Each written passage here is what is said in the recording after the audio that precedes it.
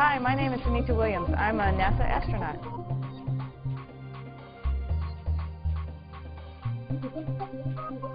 Just an amazing experience for me. It was a long time. I joined the astronaut corps in 1998, so it was about 8 years before I had the opportunity to go into space. But as soon as we all got there on STS-116 and were able to just look out the window, see the space station for the first time, those gold solar panels as we were approaching it, I was beside myself of how wonderful just the view was. Not to mention I had the opportunity to do a couple spacewalks while I was up there, and just having that visor between you and the outside of space was just incredible. And to look and see northern lights as well as our beautiful planet and out into space was just amazing, just incredible. So you can fly from one end of the lab right through the node and into the Russian segment through the PMA, and that's just a lot of fun. There's always a constant humming of the pumps in the background and the fans and the ventilation system, so you're always hearing a little buzz. But if you want some quiet, you can go into the quiet of the cayutas. I think the best memory that I have from living on the ISS is the camaraderie of the crewmates up there. Every evening we would get together and have dinner around the table in the service module and just share stories with each other about the day. Sometimes we would discuss language and the idiosyncrasies of the different languages. And it was just always fun just to reflect and realize where we were. Well, Gorby is my Jack Russell Terrier, and I got him in 2001.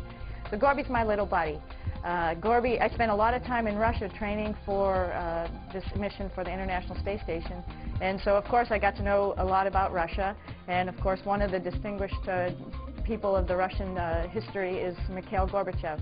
I heard about Gorby sightings. Heidi Piper was down on Nemo underwater, and they had a big Gorby magnet there. And then one of the gentlemen from the press had written me an email and said, "Hey, we have flat Gorby sightings all over the world." He was in Japan, he was in Russia, so he was all over the place. And it was really nice. It was uplifting.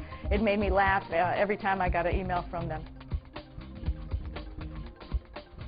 I would say the transition to microgravity was a little bit easier. It took me just about 24 hours, and then I felt like I was used to it, and I loved it. A little clumsy, but I got used to being able to fly around pretty quickly thereafter. Coming back to Earth, it probably took a couple days just for the neurovestibular effects to start to wear off. Sort of went off like a light switch with me, but it's a little bit different for everybody. But I could still feel I'm a little bit slower in running than I was before I left, but I heard it's usually a day for day. So it'll probably take me about 6 months to get back to where I was before I left. Definitely see things on Earth a lot different than before I went.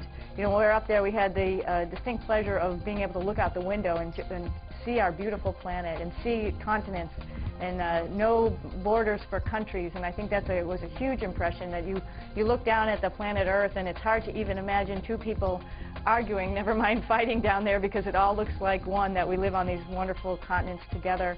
A second impression I got was looking out the side window at how thin our little atmosphere is that protects us from all the dangers of living in space, of vacuum and heat and cold, and we can't take any of that for granted. Well, I think my parents were a huge inspiration to me.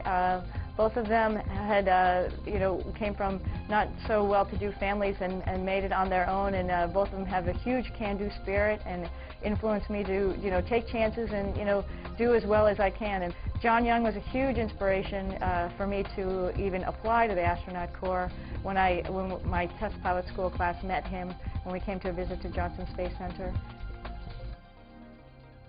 I'd love to go back to space. I'd love to go to the space station again and as the commander of the space station. I'd love to be part of the crew exploration vehicle and do whatever we need to do for the testing of that as we get ready to go back to the moon and on to Mars.